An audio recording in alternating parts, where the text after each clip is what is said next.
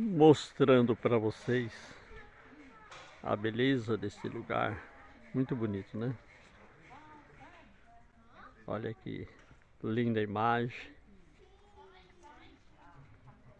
E nós temos que olharmos a beleza de tudo aquilo que Deus criou. Olha o sol brilhando e dizer: muito obrigado, Senhor, por sua bondade.